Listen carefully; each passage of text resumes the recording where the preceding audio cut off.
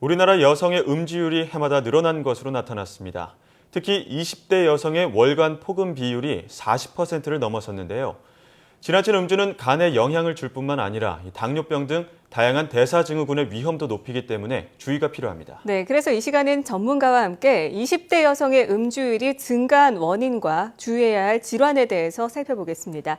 한림대 성심병원 가정의학과 노혜미 교수 전화로 연결돼 있습니다. 안녕하십니까?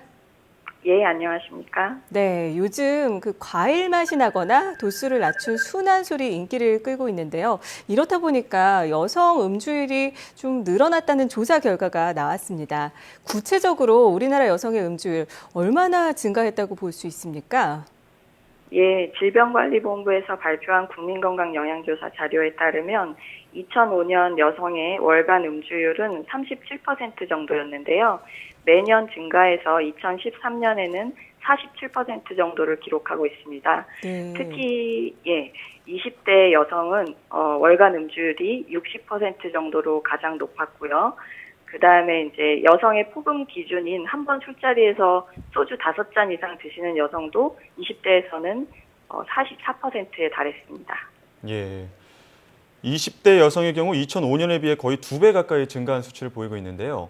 그런데 교수님, 음주율을 이야기할 때 위험 음주군을 나누기도 하던데 이게 어떻게 구분되는 건가요?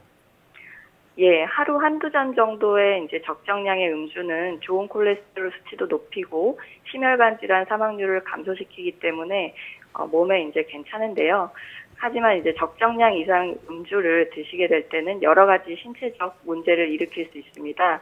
그래서 세계보건기구에서 하루에 남자는 60g, 여자는 40g을 초과한 알코올 섭취를 고위험 수준으로 정의하고 있고요.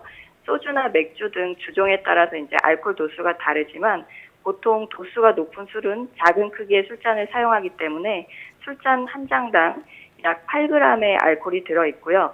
그래서 이제 저희 국민건강영양조사에서는 이러한 기준에 의거해서 한 번 술자리에서 남자는 7잔 이상, 여자는 5잔 이상 음주하는 것을 폭음으로 정의하고 있고 폭음을 주 2회 이상 하는 경우를 고위험 음주로 정의하고 있습니다. 네, 그렇군요. 그런데 앞서 폭음을 하는 20대 여성의 비율이 40%를 넘어섰다, 60% 수치도 얘기를 좀 해주셨는데 이 정도면 어느 정도로 심각한 수준으로 볼 수 있을까요? 예, 우리나라 주류 소비 수준은 OECD 국가와 비슷한데요. 폭음하는 비율은 전 세계적으로 거의 가장 높은 수준입니다. 한국인은 특히 한국인의 30% 정도는 알코올 분해 요소가 적은 편이기 때문에 알코올 분해를 하기 힘듦에도 불구하고 폭음을 많이 하는 편인데요. 특히 여성에서 폭음이 문제가 되는 이유는 여성이 대부분 남성보다 술에 취약하기 때문입니다. 신체 구조상 남성보다 체지방 비율은 높고 수분 비율은 낮기 때문에 같은 체중의 남녀가 같은 양의 술을 마시더라도 혈중 알코올 수치는 여자가 더 높게 나오고요. 알코올 분해 요소도 여자가 더 적다고 알려져 있습니다. 네네. 예. 그런데 또 이 한 잔 정도는 혈액순환에 좋다 이런 이야기도 있는데 그렇다면 음주량에 따라 우리 몸에는 어떤 변화가 나타나게 되나요? 예. 그래서 소주 2잔 정도를 마시면은 보통 30분 이내에 혈중 알코올 농도가 0.05% 정도로 높아지고요.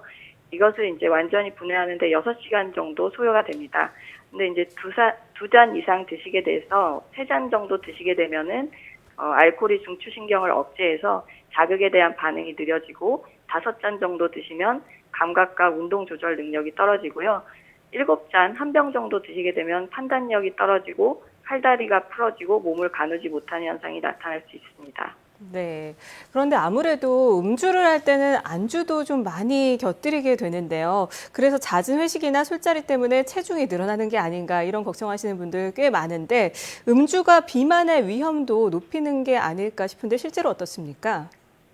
네, 음주와 비만의 관련성에 대해서 여러 가지 상충되는 보고가 있기는 하지만 음주 그리고 특히 폭음은 비만의 위험을 높일 수 있다고 생각이 듭니다. 일단은 알코올 자체에 1g당 7kcal의 높은 열량을 가지고 있어서 소주 3-4잔이면 밥 한 공기 칼로리 정도에 해당이 됩니다. 다행인 것은 이제 술의 열량이 좀 높기는 하지만 분자가 작고 다른 영양소가 없기 때문에 체지방으로 거의 축적되지는 않는데요. 문제는 함께 먹은 술안주 때문에 발생할 수 있습니다. 보통 이제 튀김류나 스낵류 등 고칼로리로 이루어져 있는 술안주를 드실 경우에 우리 몸은 술의 열량을 먼저 소비하기 때문에 안주의 열량이 소모되지 않은 채 쌓일 수가 있고요. 음주 자체가 지방의 연소를 방해하기 때문에 폭음은 비만, 특히 복부 비만의 위험을 높일 수 있습니다. 예. 비만은 또 이 많은 질병의 원인이 되기 때문에 음주도 많은 질환을 유발할 수 있을 것 같은데요. 그렇다면 지나친 음주로 인해서 발생할 수 있는 질환에는 어떤 것들이 있을까요?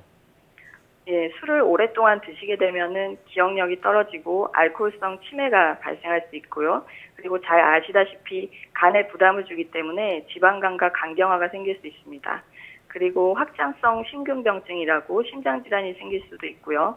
췌장암, 구강암, 인두암, 식도암, 대장암, 유방암 등 각종 암에 걸릴 확률이 높아지고 특히 이제 여성의 음주 같은 경우에는 소변을 통해서 알코올이 칼슘 배출을 증가시키기 때문에 골다공증 위험성이 높아질 수 있습니다.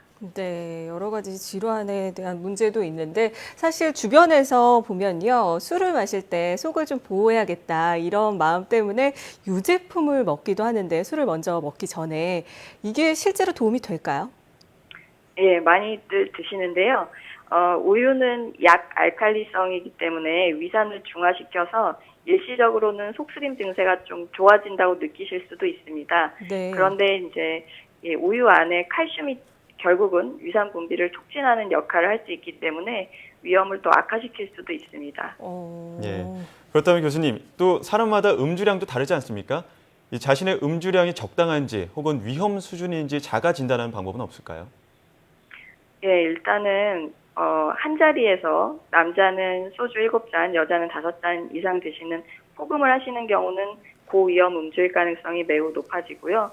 그리고 이제 음주로 인해서 그 다음날 일상생활에 지장을 받은 적이 있거나 술이 깬 다음에 시중의 일을 기억할 수 없었다든지 술 깨고 나서 술 마신 거에 대해서 후회를 하신 적이 있다든지 또 자기가 술 마심으로 인해서 본인이나 타인이 다친 적이 있다든지 아니면 다음날 해장술을 마셨다든지 이러한 경험이 있으시다면은 고위험 음주에 해당이 되고 음주량을 줄이시는 것이 좋겠습니다. 네, 잘 알겠습니다.